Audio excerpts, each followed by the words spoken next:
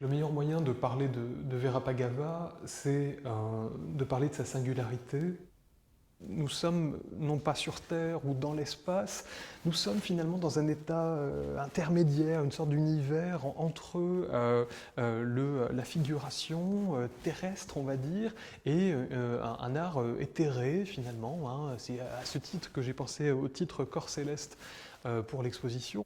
Ce qui est intéressant aussi chez Pagava, qui est même crucial, c'est son passage de l'abstraction, enfin de la figuration à l'abstraction.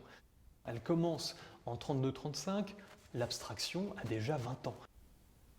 Les villes qu'elle peint très tôt sont toutes structurées sur le modèle des villes de Braque ou celles de Picasso, c'est-à-dire celle du cubisme au fond, hein, avec une forme de compartimentation comme ça des formes, un traitement des volumes avec en aplat, où justement les formes sont extrêmement schématisées.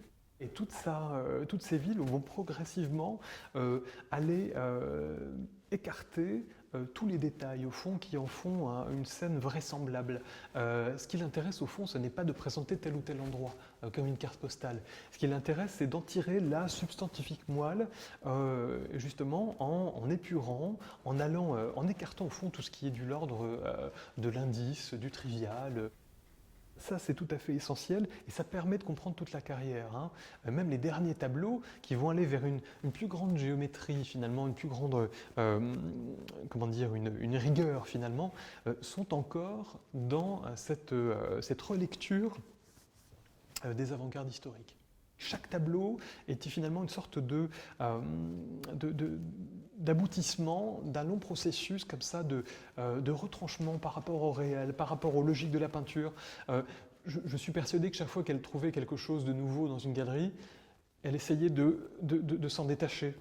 En allant au contraire chercher du côté de Giotto, vous voyez, d'Uccello. Elle allait rechercher finalement les origines de la peinture et de la représentation.